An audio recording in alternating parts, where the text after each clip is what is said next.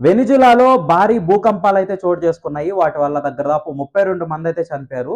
ఇంకా 700 మందికైతే గాయాలు గూడా అయ్యాయన్నమాట. ఈ సంఖ్య ఇంకా గూడా పెరగొచ్చు. ఎందుకంటే ఆ బిల్డింగ్‌లన్నీ పడిపోయాయి కాబట్టి వాటి కింద గూడా కొంతమంది ఉండుండొచ్చు. సో, ఈ నంబర్ అయితే పెరగొచ్చన్నమాట. ఏం జరిగింది అని విషయాల్లోకి గాని వెళ్తే ఒకటి గాదు 2 భూకంపాలైతే వచ్చాయన్నమాట. వాటి మాగ్నిట్యూడ్‌లు ఎంత అంటే 7.2 ఒకటి, 7.5 ఒకటి. అంటే 7.2, 7.5 అంటే అది చాలా పెద్ద భూకంపాలైతే చెప్పొచ్చన్నమాట. ఎందుకంటే మనకి 0-10 వరకైతే ఉంటది రేంజు. 0-4 అంటే అది మనకి అంటే చాలా నెగ్లిజిబుల్ అన్నమాట. అవి వస్తూ ఉంటాయి, పోతూ ఉంటాయి. కొంతమందికి అంటే బాగా గమనిస్తే అర్థమవుతాయన్నమాట. ఆ 4-6 వరకు ఏంటి అనంటే 6-7 నియర్లీ అది ఒక రకమైన భూకంపాలన్నమాట. అంటే ఎలా అంటే మనకు బిల్డింగ్‌లన్నీ ఊగడాలు, ఒకవేళ మంచిగా గాని కట్టకుండా గానుంటే బిల్డింగ్స్ కరెక్ట్‌గా మంచి మెజర్‌మెంట్స్‌తో పడిపోవడాలు ఇలాంటివి కూడా జరుగుతాయన్నమాట. ఈ 6-7 అబోవ్ వచ్చేటియన్నీ చాలా పెద్ద భూకంపాలనైతే మనం చెప్పొచ్చన్నమాట. ఎక్కడ వరకు 9 వరకు. 9-10 అనేది ఇంకా అది నెక్స్ట్ లెవెల్ అనైతే చెప్పొచ్చన్నమాట. చాలా దారుణం. ఇప్పటి వరకు ఒక 9.5 హైయెస్ట్ అన్నమాట మనకి చిలీలో అంటే దక్షిణ అమెరికాలో అయితే వచ్చింది. ఇంకొకటొచ్చి 9.1 వచ్చి జపాన్‌లో అయితే వచ్చిందన్నమాట. అవి చాలా పెద్ద భూకంపాలు. జపాన్‌లో వచ్చిందయితే సునామీ వచ్చిందన్నమాట. అంటే సముద్రం కింద వచ్చింది కాబట్టి సునామీ అయితే వచ్చింది. సో, ఇది 7.5 అనేది చాలా పెద్దదన్నమాట. దానివల్ల బిల్డింగ్స్ అన్నీ కూలిపోతాయన్నమాట.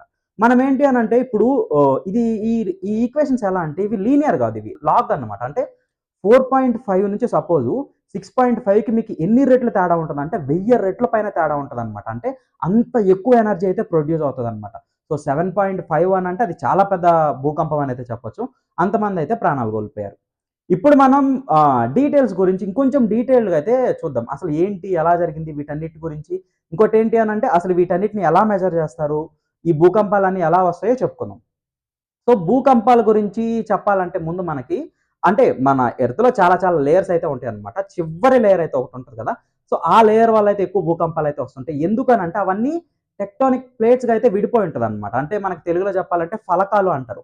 ప్రతి ఒక్కటి ఒక్కొక్క అంటే చాలా టెక్టోనిక్ ప్లేట్స్ అయితే ఉంటాయి. 20 ప్లస్ ఎన్నో ఉండాలి. ఇంకా మైనర్ కూడా చాలా అయితే ఉంటాయన్నమాట.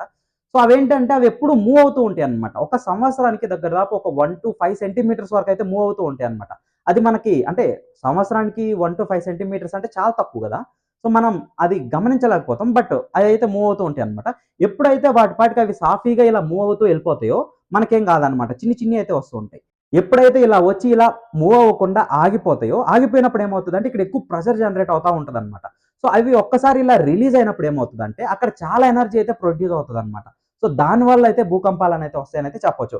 సో, దానికి స్ట్రెయిట్‌గా ఉండే ఒక పాయింట్ అయితే ఉంటదన్నమాట. ఆ పాయింట్ నుంచి చాలా చాలా వేవ్స్ అయితే వస్తాయి. మనకి ఈ వేవ్స్ గురించి చెప్పాలి అంటే ఏంటంటే, అంటే ఇలా భూకంపం వచ్చినప్పుడు వేవ్స్ అయితే ప్రొడ్యూస్ అవుతాయన్నమాట. ఒకటి పీ వేవ్స్, ఇంకోటి ఎస్ వేవ్స్ అయితే ఉంటాయి. పీ వేవ్స్ వచ్చేసేసి చాలా ఫాస్టు బట్ అంత పవర్‌ఫుల్ అయితే కాదు. ఈ ఎస్ వేవ్స్ ఏంటంటే సెకండ్ వేవ్స్ అన్నమాట. సో, ఇవొచ్చేసేసి ఏమవుతదనంటే చాలా స్లో బట్ చాలా పవర్‌ఫుల్ అయితే ఉంటాయన్నమాట. సో, పీ వేవ్స్ ఏమవుతాయనంటే భూమి లోపలికైతే వెళ్తాయన్నమాట. భూమి లోపలికెళ్ళి లోపలుండే లేయర్‌ని టచ్ చేసిన తర్వాత మళ్ళీ మామూలుగా పైకొస్తది గదా! అప్పుడది సెకండరీ వేవ్స్‌గా అయితే మారతాయన్నమాట. అప్పుడవి చాలా పవర్‌ఫుల్ అవుతాయన్నమాట.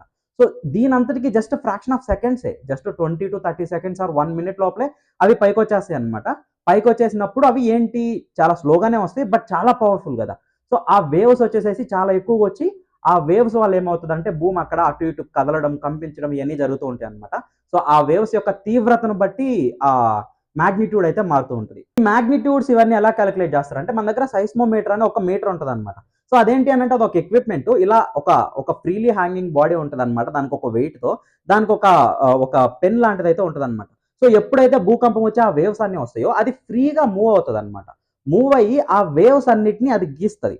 సో, మనకేంటి అనంటే పీ వేవ్స్ వచ్చేసేసి ఏమవుతదంటే చిన్న చిన్న గీతలొస్తాయి.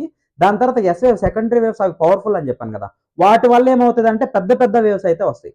ఆ వేవ్స్‌ని బేస్ చేసుకొని కొన్ని ఫార్ములాస్ అయితే ఉన్నాయన్నమాట. Log formulas. వాటిని బేస్ చేసుకొనైతే ఈ మాగ్నిట్యూడ్‌నైతే కాలిక్యులేట్ చేస్తారన్నమాట. సో, మాగ్నిట్యూడ్ ఎంత పెరుగుతూ ఉంటదో, ఆ తీవ్రత కూడా అంత పెరుగుతూ ఉంటదనైతే మనం చెప్పుకోవచ్చు.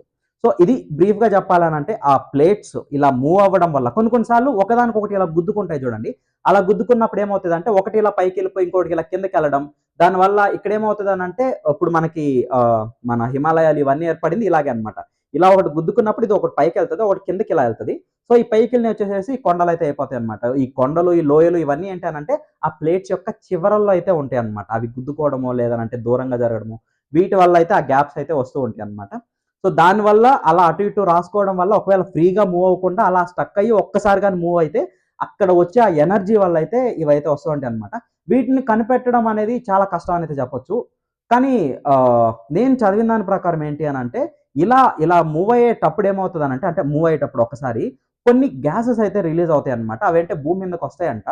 సో, వాటిని గాని మనం ముందే గాని పసిగట్టగలిగితే ముందే తెలిసొచ్చు. అంటే ఒక 7 రోజుల ముందైతే మనం కనుక్కోవచ్చు అంట. సో, దాని గురించి ఇంకా నాకు ప్రాపర్‌గా అయితే తెలీదు.